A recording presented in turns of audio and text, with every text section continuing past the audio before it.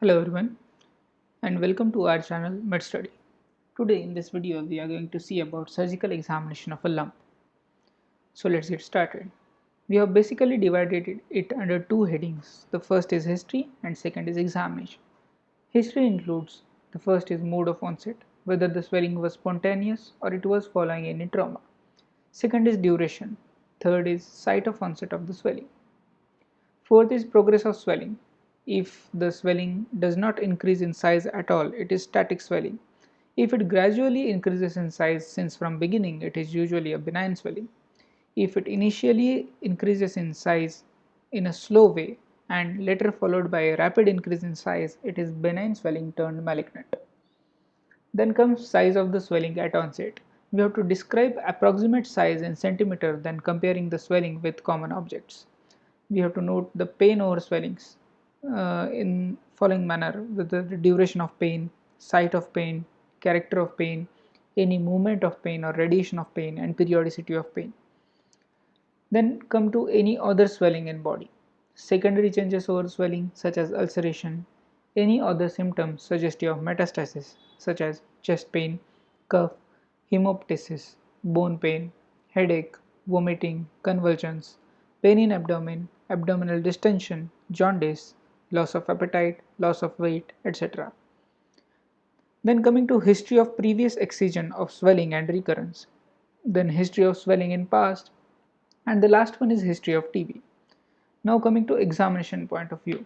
Here the first is inspection. We have to inspect the swelling for number, site, shape, size, surface, extent and margin. Then we have to inspect the skin over swelling for scar, pigmentation, ulcer, pudgy orange, satellite nodules, etc. Then we have to inspect for impulse on cuff as seen with hernias and meningiomas. Then we have to inspect for pressure changes as in swellings of limb, muscle wasting. Then we have to inspect for movement with respiration, movement with deglutition, movement with protrusion of the tongue.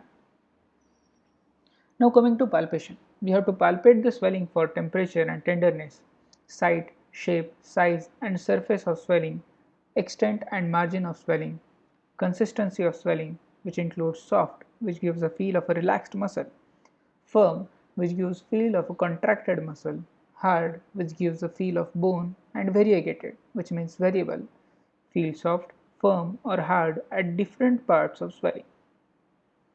Now coming to fluctuation test. It is the transmitted impulse in two planes perpendicular to each other. Displacing finger is one which presses the swelling while watching finger is the static one that appreciates the displacement. Paget's test is performed for small swelling. This image shows fluctuation test being performed where the displacing finger is pressing the swelling while watching finger is appreciating the displacement of the swelling. Then comes transillumination test. It is done by placing a torch over the swelling under the shade of screen using cylindrical roll. Brilliantly transilluminated swellings are vaginal hydrocele, cystic hygroma, encysted hydrocele of the cord, hydrocele of canal of Nuck. Then come to reducibility and compressibility of the swelling. This image shows transillumination test being performed. Then comes compressibility. Swelling is pressed with fingers. It diminishes or may even disappears, and when the pressure is released, it reappears slowly, as seen with hemangioma, lymphangioma, and meningocele. Palpable impulse on cuff should be palpated. Fixity of swelling to the skin should be seen or palpated. Now coming to pulsation. Index finger and middle finger are kept over the swelling. The first is transmitted pulsation where the fingers move up parallel to each other. Then comes expansile pulsations where the fingers are lifted up and also move apart as seen with aneurysm. Then come to percussion. It includes fluid thrill and hydrated thrill seen in hydrated cyst due to displacement of daughter cyst in the fluid of mother cyst and that strike back the wall of mother cyst. Then coming to auscultation, the movement of adjacent joint, and the last is examination of the regional lymph node. So this concludes surgical examination of the swelling. I hope you liked the video. Please don't forget to like, share and subscribe to our channel and feel free to comment. Thank you.